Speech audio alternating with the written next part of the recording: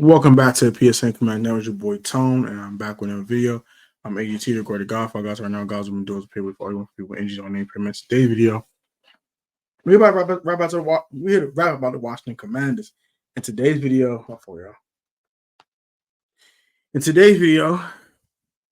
we're gonna talk about one scary Terry McLaurin.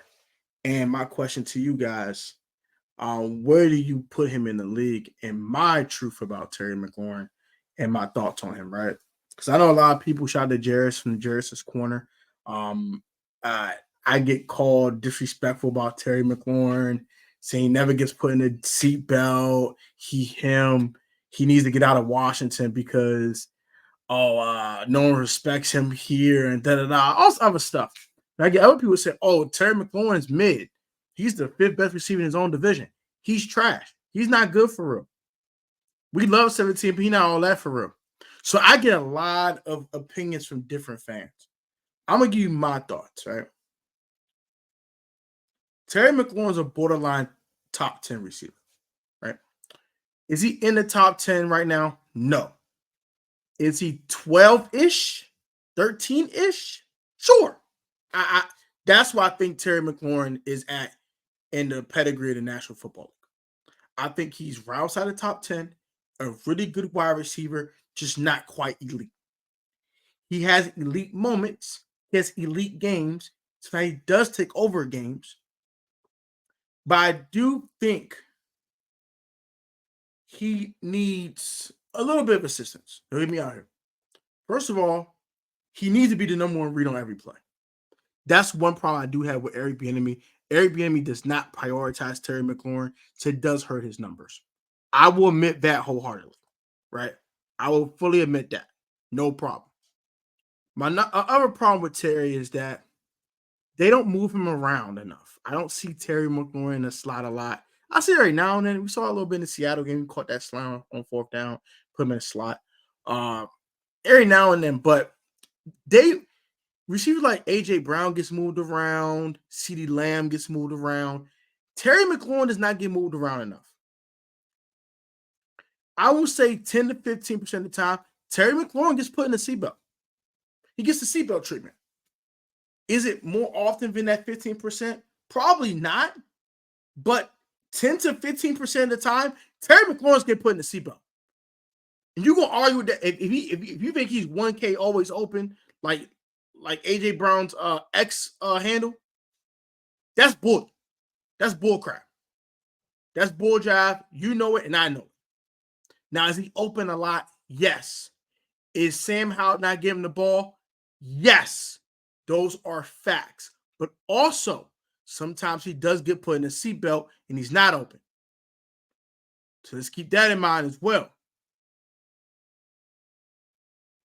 And also, sometimes the play develops too slow. So by the time Terry does get open, because EB likes to call these long developing on routes, by the time he does get open,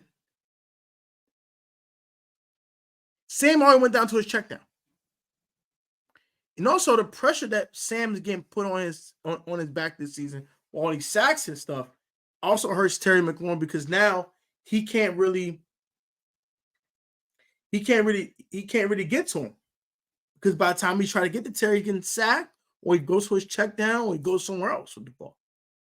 That's why I say EB doesn't prioritize him, because he should be read number one on every play.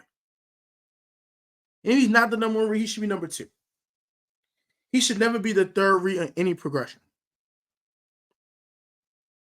But it feels like almost every progression he is the third read. He's the fourth read. He's a decoy or something. He's not prioritizing getting the football in his hand.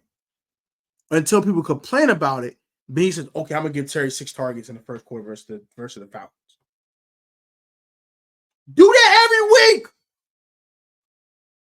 Do it every week. And he doesn't do it every week. So the truth about Terry McLaurin is this. Is he an elite receiver? To me, no. If you drafted Marvin Harrison at 5, I do believe in 2 years he will be the number one receiver on this team, and Terry McLaurin will take a backseat. I do believe that. I honestly believe that. I think if you pick up a guy like T. Higgins in free agency, I'll say about 2 or 3 years when Terry's skills has declined a little bit, he'll be like a 1A, 1B type of thing. He'll be like a 1B to T. Higgins 1A. All I'm saying right now for the next 2 years, Terry McLaurin is a borderline top 10 receiver. And if he gets the ball enough and gets the requisite targets, he'll be a top 7 to 10 receiver in the game. But he's not a top 5 receiver. We need to cut that out. He's not that. I can name 5 receivers better than Terry McLaurin. I love 17, but that's the truth. Devontae Adams, better than Terry. Justin Jefferson, better than Terry. May I say more? You can argue Mike Evans is better than Terry. Mike Evans has 1,000 yards every year his whole career. He's been in the league 10 years. Very underrated receiver in the league. Extremely underrated. You can make an argument for one young receiver that I like a lot, Garrett Wilson.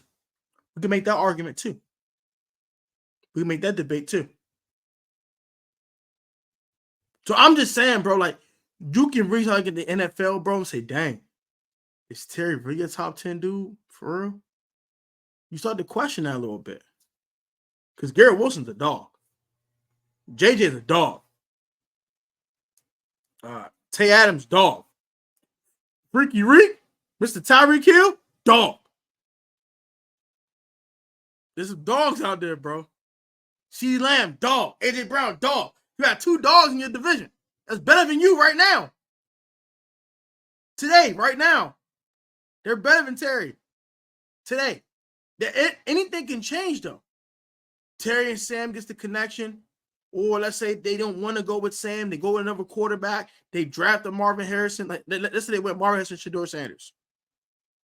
Shedeur has like a 4,000-yard season his rookie year, and 1,500 yards are to Terry McLaurin. We'll say he's a top 5 receiver, right? So everything is flowing and changing. But today, right now, on the day I upload this video, I think it'll probably be December 1st, the day I upload this video. I think that Terry McLaurin is a top 12 wide receiver in the game. I do believe he'd be a top 7 receiver if he got the targets that he requisitely deserves. But also, let's stop absolving Terry like Terry never gets put in a seatbelt. We have to stop doing that. Because his separation numbers are way lower than last year. All the advanced metrics says he's not getting separation. People are like, Gerald, watch all 22. He's always open. He's always open. So why on the advanced metric stats they say his separation is at a wide receiver 3 level? I think that toe's bothering him too. That toe is not 100% healthy. I do think EB's offense is really hurting his production. There's a lot of receivers that are close to each other in their routes. That's not good if you want to create separation, man. That's not good. That's not good cohesive offense. They don't put the receivers in bunches. They don't put them in stacks so they can get free releases. He doesn't do any of those things. It hurts the offense when you do stupid stuff like that and you don't isolate your receivers one-on-one with a guy the way he can just beat that guy. He doesn't do that. He doesn't do what Jay Gruden did with Jordan Reed. I remember in 2015, I always use a reference because this is always something that you can put in your head. What we do in the red zone in 2015, 2016 was we put a bunch on one side. So with Jameson Crowder, Pierre Garçon, Deshaun Jackson on one side, we put Jordan Reed one-on-one with a corner or a linebacker, whoever. He runs a slant. He runs a fade. He runs an in cut. He runs whatever route, but most times it was a slant. It was a touchdown every single time. Why? Because they put the guys in a bunch of distraction, and the why he wanted to convert the ball to the whole time was Jordan Reed. That's called scheming a guy open. Back in 2015, we run a bunch of bunches, and the bunches were to the left-hand side, right? And most of the time, the slot receiver will run more like a dig route. The most guy that's closer to in the middle, he'll run like an over route. So like a 15-20 over route. And then the guy that was furthest away in the left-hand side of the bunch, he'll run a deep post. And those would kill defenses. Those would kill defenses every single time because you're attacking every level of the defense, and there's no receiver close to the other receiver. So they're always covering a different area of the field. In EB's offense, we saw in Jahan Dotson touchdown versus the daggone Patriots, Terry McLaurin's right there. We don't know who he's targeting. Is he targeting Han? Is he targeting Terry? We see that too many times where guys are in the same area. That's not cohesive offense, man. So it doesn't help Terry McLaurin's production. So to me, I still think Terry McLaurin's a top 12 receiver in the game, but the stats aren't looking like it, and he's not creating the same separation. He's not creating the same separation he used to. Now, on tape, it looks a little different. I admit that. And look, he is creating separation a lot more than the advanced metrics stated. But I do also see him get put in the seatbelt sometimes. So, all I'm saying, man, the truth about Terry, man, Terry's still a really good football player. He's still a hell of a receiver. I still love Terry. I love 17. I think he's a hell of a football player. But he does need assistance when it comes to scheming him open sometimes and putting him in position to succeed like every other football player does. Terry McLaurin is not an exception to the rule. And I think that when you bring a new offensive coordinator in here, like a Ben Johnson or something like that, that'll be the head coach, that will put an offense that will predicate on play action, the run game, bunches and stacks and stuff like that get guys open. Then I do think that Terry McLaurin will shine and get his first 1,300, 1,400-yard season in the National Football League because he'll get that assistance from the scheming, which will allow him to make plays. So that is my quick thoughts on that, man. I don't think people are overrating Terry. I do think sometimes he's a little underrated. People that say he's a top 5 receiver, I do think they're overrating Terry McLaurin a bit. If you're saying he's a top 25 receiver, you might be underrating him a little bit. Anywhere between 12 to 14, 15 is where I would put Terry. I'll put Terry at 12, personally. I know some people put him at 14, 15. That's also fair. I wouldn't argue with you about that either. And some people might say that he is at 10. Slightly overrating a little bit, but it's not that far off. I do think he's a borderline top 10 receiver in the game. He's still a hell of a football player. So let's chill on Terry. He's having a down year. I want to see what this new scheme that we'll bring in 2024. See how he looks in that scheme before I really judge Terry and really put him in a certain echelon around the league. So, tell them, like, comment, subscribe, comment your thoughts. And I love you, 17, man. Still have a football player.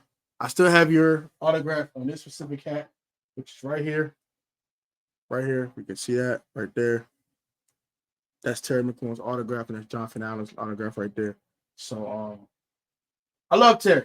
Needless to say, I love Terry. This ain't no Terry hate fest over here. I'm not saying Terry's a bum. I'm not saying Terry's overrated. I'm not saying Terry always get put in a seatbelt. I'm not saying Terry's trash. Terry's a really good receiver, but we have to chill on the whole top 5 talk and all this. He'll be a 2,000-yard receiver somewhere else and all that. I think he'll be a 1,300-yard or 1,400-yard receiver, possibly somewhere maybe like Patrick Mahomes or something. But I'm not saying, oh yeah, dude's definitely a certified 1,700-yard receiver. Gotta chill a little bit. Tell them, comment, subscribe, comment your thoughts. Till next time.